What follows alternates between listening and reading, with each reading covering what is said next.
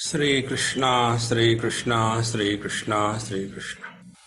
Gurur Brahma, Gurur Vishnu, Gurur Devo Maheshwaraha, Guru Sakshat Param Brahma, Tasmai Shri Gurave Namaha, Tasmai Shri Gurave Namaha. Life is a cause and effect mess. Whenever we give importance to the cause and effect, we are caught up in our own imagination. And such people who are caught up in their own imagination, they are a problem to themselves and also for the whole world. Because where is the cause and effect? Cause and effect is only at the level of mind. And this mind is the one which is bothering us the most. Therefore, let us understand the position of cause and effect and thereafter go beyond the cause and effect. First principle about cause and effect. Cause is always unknown. It is established after the effect is happening. See? For example, there is something wrong in my gums, but I don't know. Cause is unknown, I don't know. Then it starts giving me a lot of pain in my teeth. So, when the pain, which is the effect of the infection, that takes my attention from the effect to the cause. This is the rule. Whether, if you want, you can come and sit inside. It is free. Remove your shoes and come inside. Don't worry, don't have to pay. So, for example, if somebody comes and asks you, hey, is there electricity here? Now how can you tell it? So we can tell him, go to the sockets, put your fingers, you will get direct experience of the presence of electricity. In short, effect determines the cause. So if effect is determining the cause, then cause is the effect or effect is the cause. Therefore, they are mutually dependent. Anything which is mutually dependent is supported by some independent factor. Now this is the foundation of spiritual life.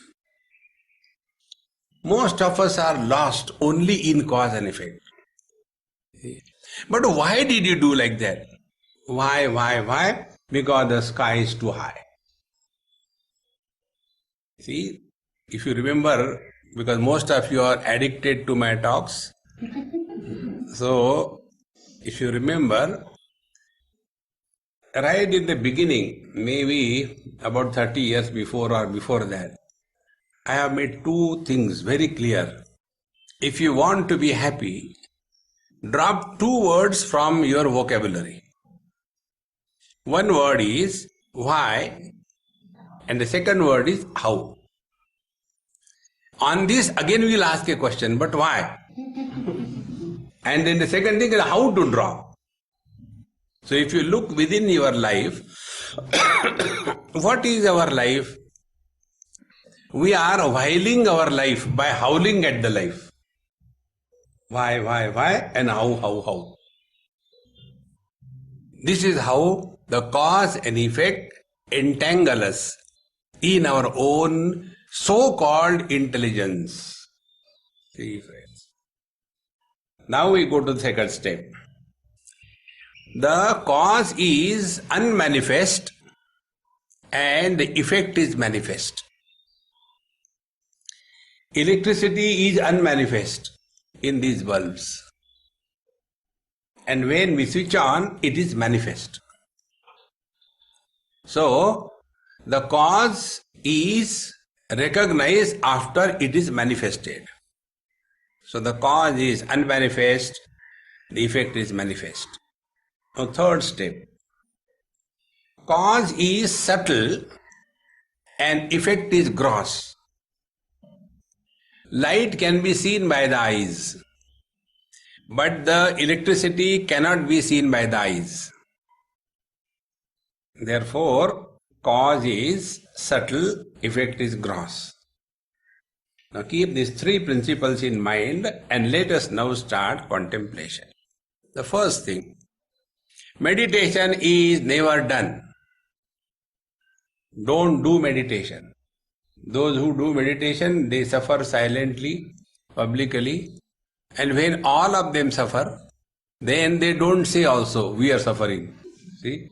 Like all married people, they never say marriage is bad. So all of same type. So let us see.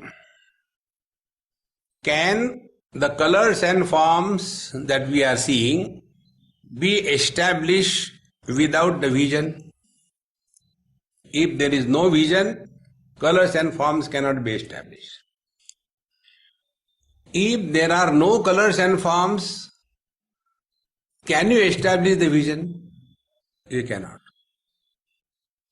So what is the ultimate? The colors and forms are because of the vision, or the vision is because of the colors and forms. Who is the cause and who is the effect?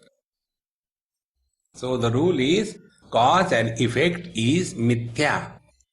Mithya means which appears but which is not. Mithya doesn't mean absent. See? That which appears, that which is useful, that which can be established, but that which is not, is illusion. And the illusion happens under n number of conditions. Therefore, the colors and forms are established because of the vision, and the vision is established because of the colors and forms. Therefore, the conclusion is both of them are illusions. Then what is the reality? Reality is that which is independent of the colors and forms and which is independent of the vision. That is the reality. So what is independent of the colors and forms and the vision? Our mind. Whether there are colors and forms or not, whether the vision is functional or not, it makes no difference. Mind continues to be independent of these two things. Therefore, mind is the reality and not the colors and forms and the vision. So, what will be the first spiritual practice? Leave the gross and approach the subtle. So we drop the gross is the worldly objects. So when we drop the worldly objects, we come back to the vision, to the sense organs. Then we drop the sense organs, we come to the mind. We drop the mind, we come to the consciousness. And don't stop there. Yogis stop here, but you should not stop. Fortunately, you are not yogi. See? And you drop the consciousness, and there you are. These are the stages through which the journey of meditation is. And this journey of meditation is a journey which begins from something gross and which ends in something subtle. Number one. Number two. This journey is not a journey which is in time.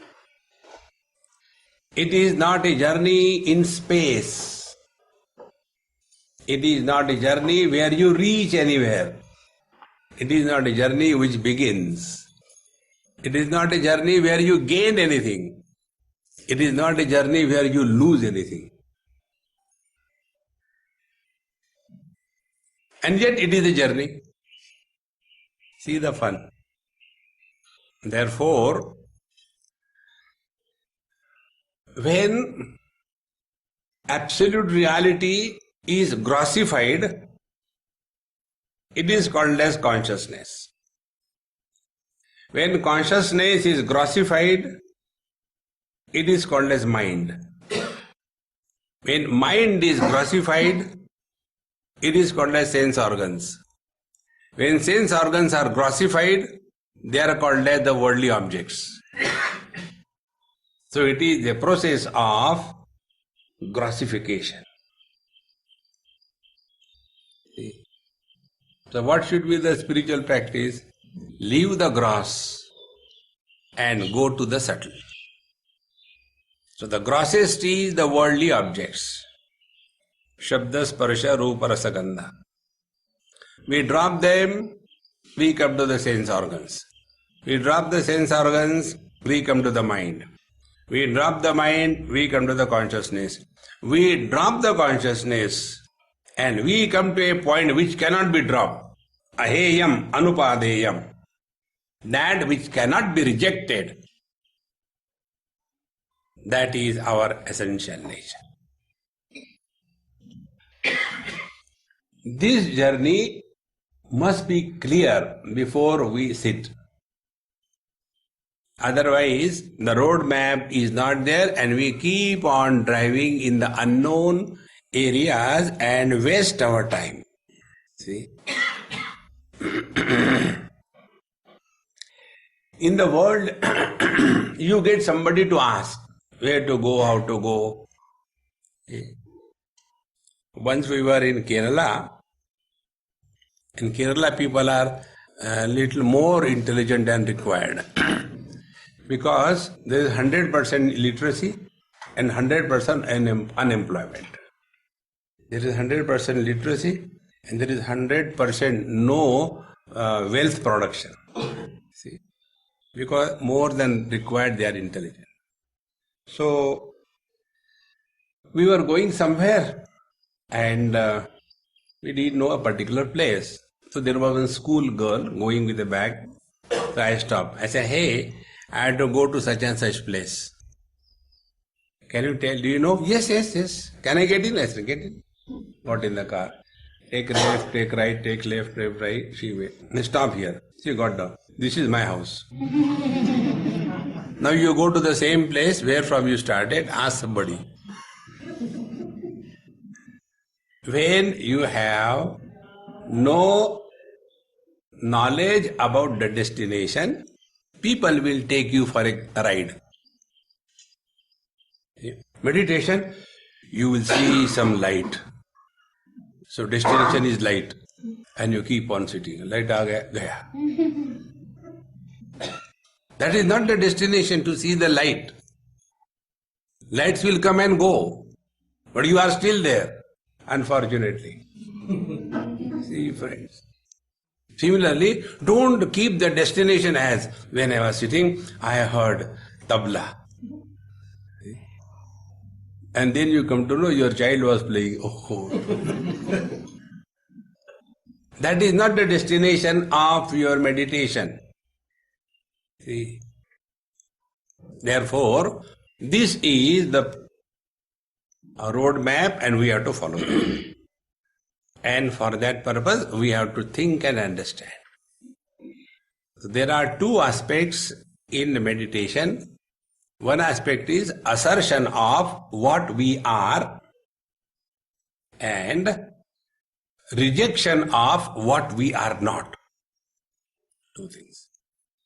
And what we are has to be also known, and what we are not also has to be known. So the rejection is out of knowledge and assertion is also out of knowledge.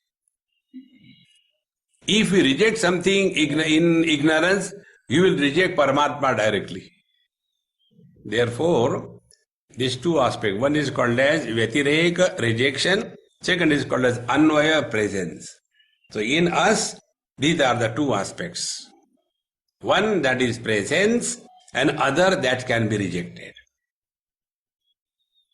So, our life begins from our identification with the body. last night after you came and you slept after heavy meals. Here the food will be good. All the breakfast, lunch and all that. Please remember, you are not come here for eating. Have control. Otherwise, Swamiji keeps on talking and everybody is Shambhavi Mudra. See? Remain fresh. Whole life we already eaten sufficiently. Now there is nothing more to eat in this world. Enough of it. Keep control. That doesn't mean starve. See? And then your room is packed with the food. See? Therefore, keep yourself alert. So, we drop the world only when we drop body identification. Till such time we are identified with the body, till then this world is real. And if I get identified with the body, I don't stop there. Then I begin, I produce this 2G, second generation, 3G. So what is the second generation?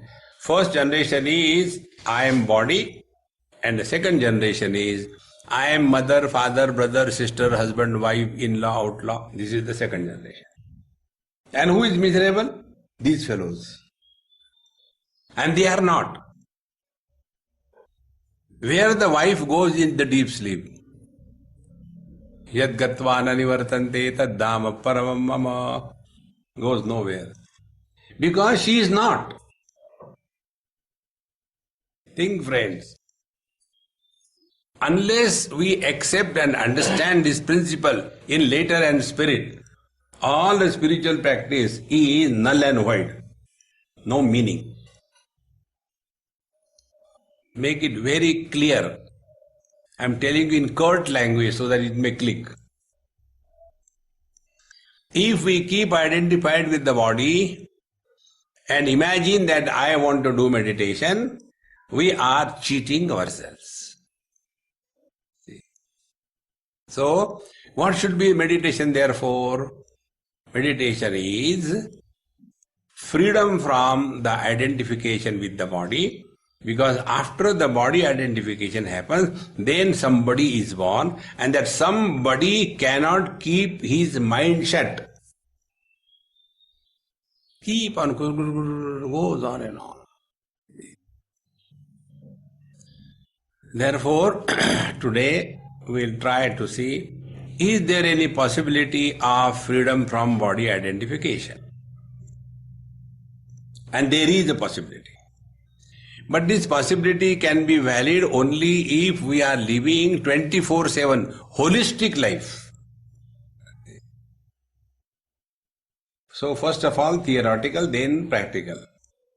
When we are not identified with the body, the worldly things and beings, things in terms of possessions and beings in terms of relations, do not bother us if we are not identified with the body.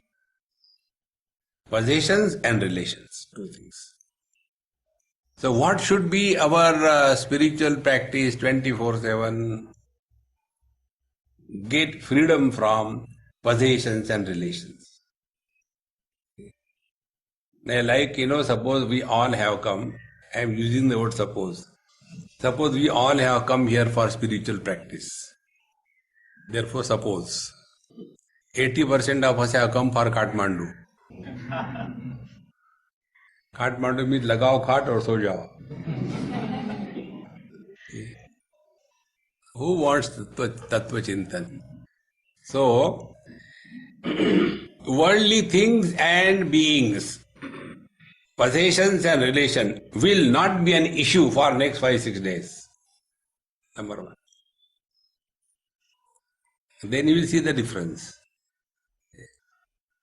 And with that, we lead our whole day in that poise. That poise doesn't mean you become very serious. What happened? Spiritualitis. No. Lead relaxed, cheerful, happy life. We have nothing to gain in this world, we have nothing to lose. And then you remain absolutely relaxed. So, for that, we have to give up body identification. So, as most of you are sitting, those who are chairpersons keep sitting. Those who want to ground, you can come down.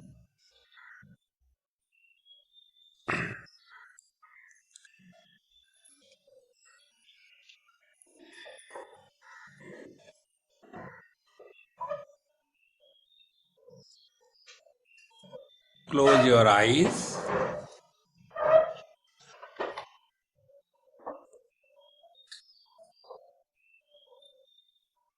The first principle, you are cheerful and happy. Don't carry the burden of morning tea.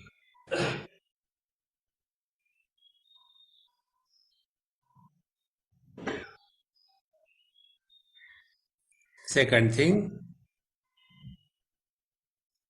in our heart is our beloved Lord and the Guru Maharaj. The Lord protects us from within. The Guru Maharaj guides us from within.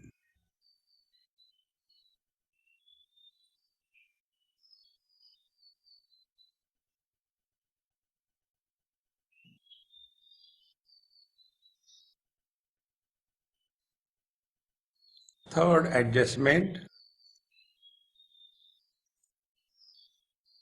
we have to drop our total past and the burden of total past is Mr. Somebody.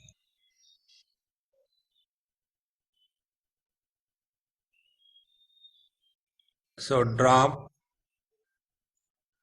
this somebody and play as nobody. Now at this moment we are Mr. Nobody.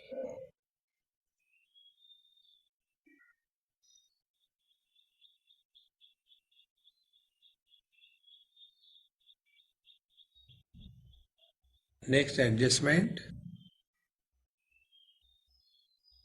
we don't plan what we will do after meditation is over.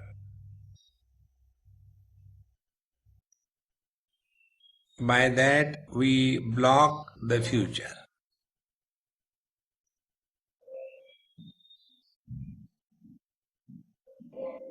So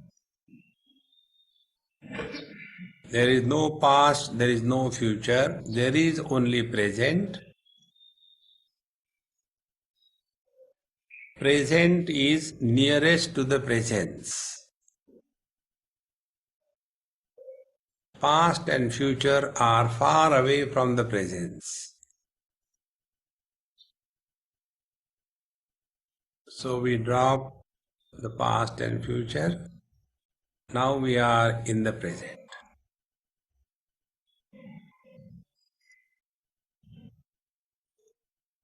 Now if you observe your own body, you will see the base is firm. Vertically the body is steady. Now we have to relax the body so that we drop the body, separate it from the mind. So when the mind separates from the body, all the sense organs disappear.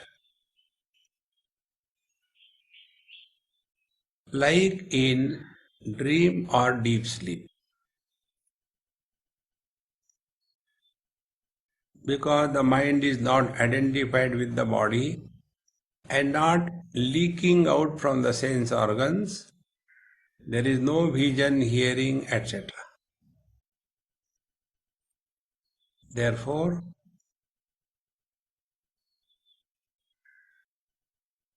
now we will relax the body means we will give away the shape and the form of the mind which is in the form of our body. Like the ornament has two aspects, one is gold, second is the name and the form of the ornament. In the same manner, life is like the gold, name and form of the life is like I am so and so. When the ornaments are melted, nothing happens to gold.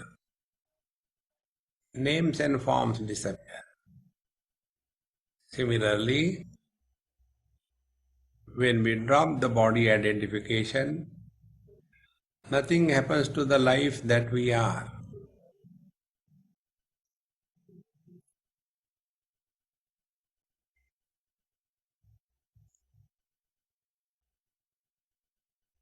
So I'll start relaxing the body instructions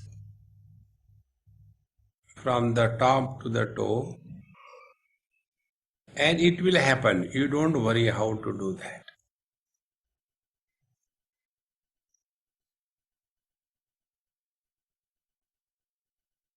Relax the head, the forehead, the eyebrows, the eyelids. There is no pressure on the eyeballs. Don't look at anything. Keep the eyeballs 100% relaxed. Don't concentrate on anything even with the closed eyes. We don't want to see anything.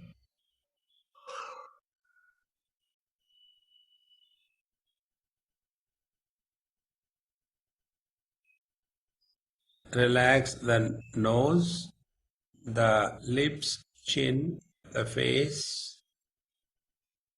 Relax the ears, the neck from the throat side, below the ears, and the nape side, the back side. Hang down the shoulders. They are unnecessarily lifted. It is here the ego becomes strong. Relax the shoulder joints, upper arms, elbows, lower arms, wrists, palms, and fingers. Relax, relax, relax.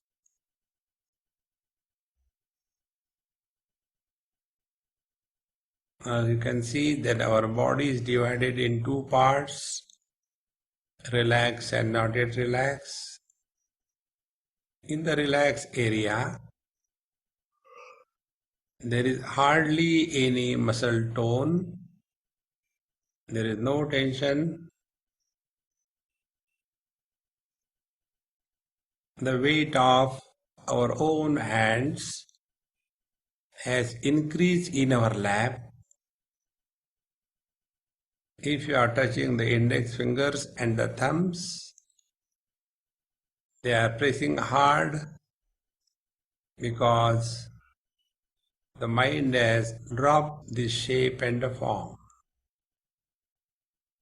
Rest of the body is tense with muscle tone, etc. Now come back to the shoulders. Relax the chest, go downwards, abdomen right up to the floor. Relax both the sides below the shoulders. Go downward slowly, right up to the hip joints.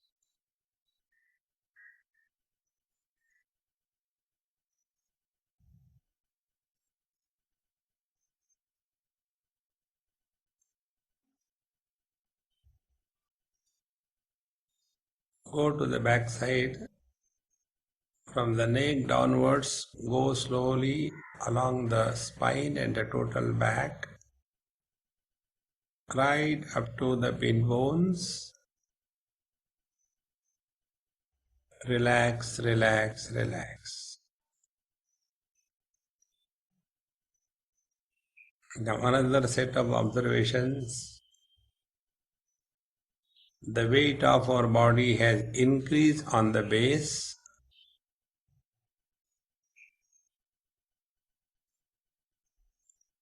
We may get some pulsation at times.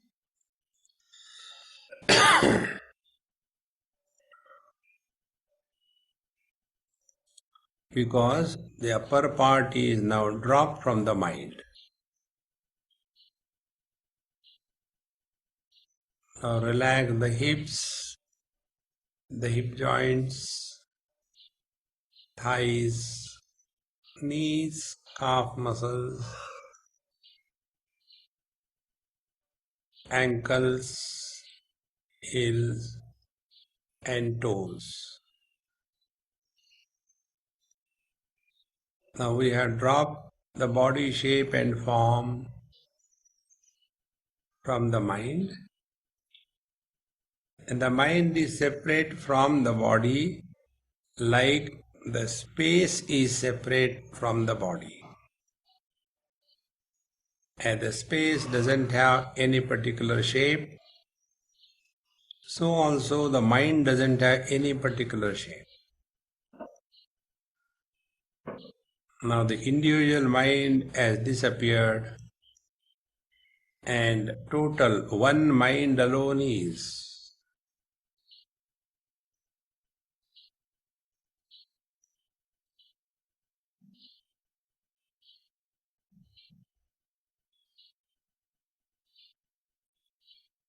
Now the concept of inside the body and outside the body has become meaningless.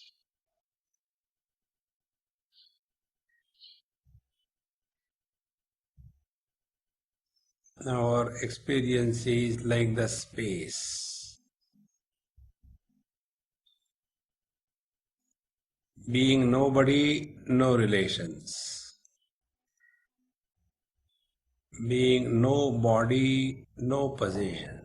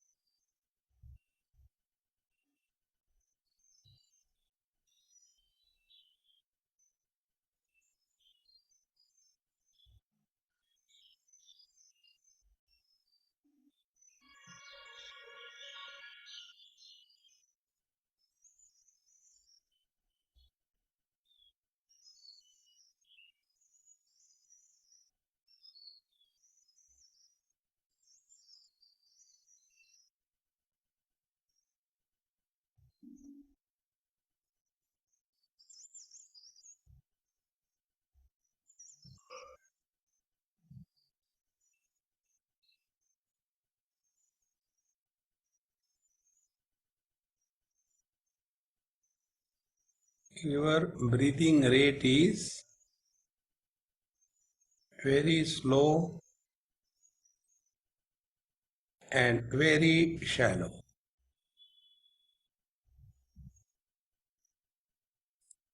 Remain aware of this slow and shallow breathing rate.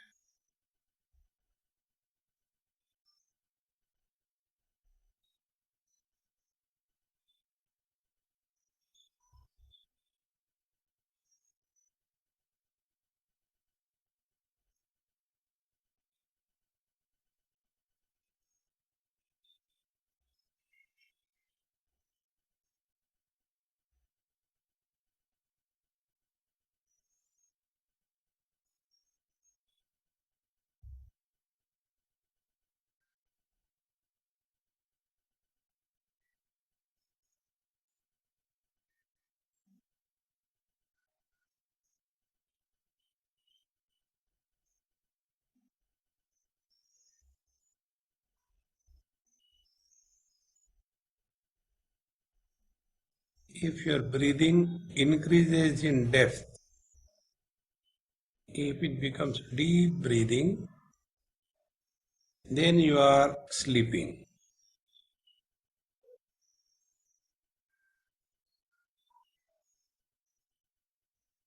If breathing becomes faster, then body identification is happening.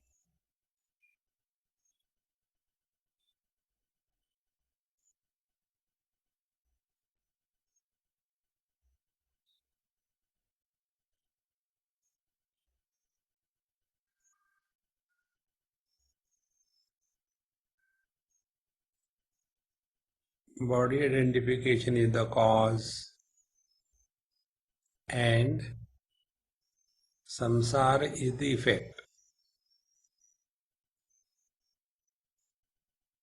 In pure mind or life, there is no samsara.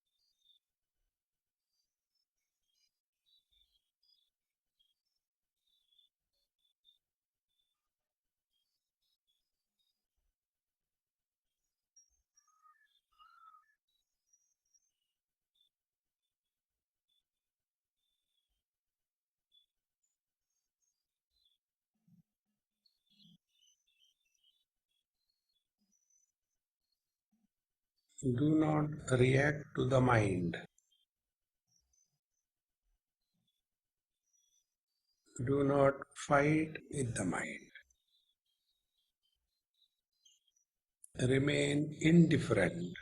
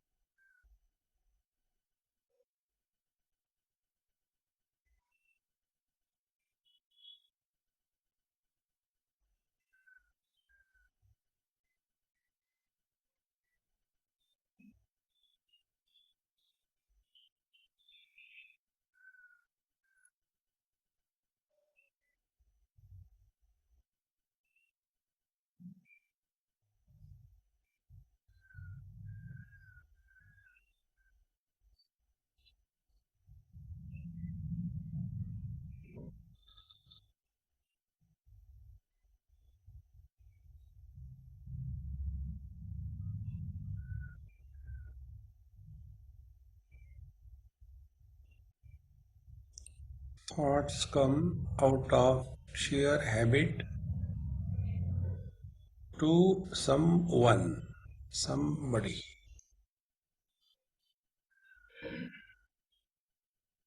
When you trace any thought, it will end up in somebody, but then you are nobody. So the thought gets dissolved. Like the wrinkle on the cloth gets dissolved when we do ironing. Same way,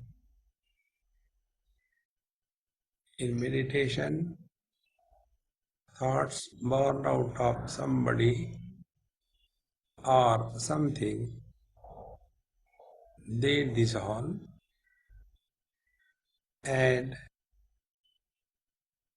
thought-free mind is consciousness.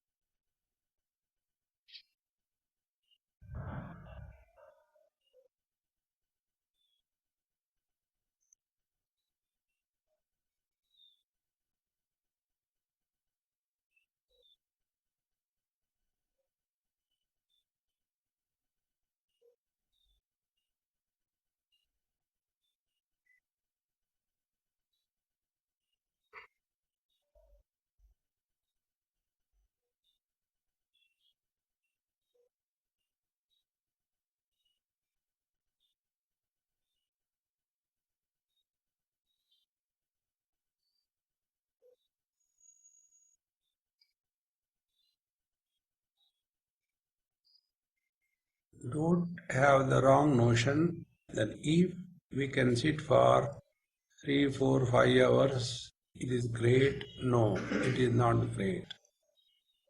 Keep the freedom to shut up the mind and also to participate in this world.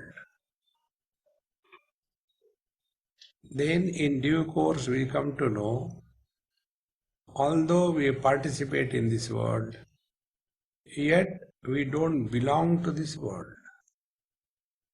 Like an actor on the stage, simply sitting for 3, 4 hours, we are only in Prakriti. We have to go beyond Prakriti or the consciousness. Hence, instead of long sittings of 4, 5 hours at a time, let there be 2, 3 times small sittings. And the poise that we have while we are sitting, the same poise must be there throughout the day. Then we are living in meditation. Then meditation becomes the primary factor and expressions of life are secondary.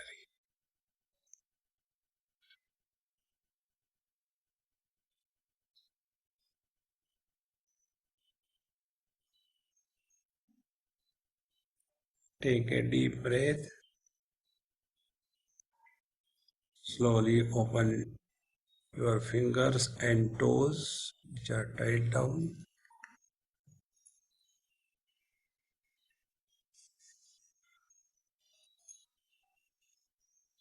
Offer everything to the Lord.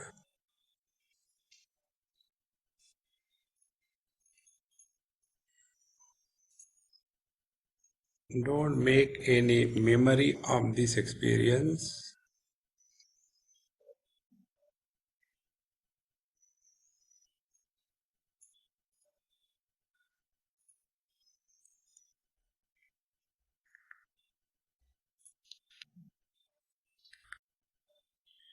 Om Purnamadaha Purnamidam Purnaat Purnamudachyate Purnasya Purnamadaya पूर्णमेवावशिष्यते। ॐ शान्ति शान्ति शान्तिः। हरिः ॐ। श्रीगुरुभ्यो नमः। हरिः ॐ।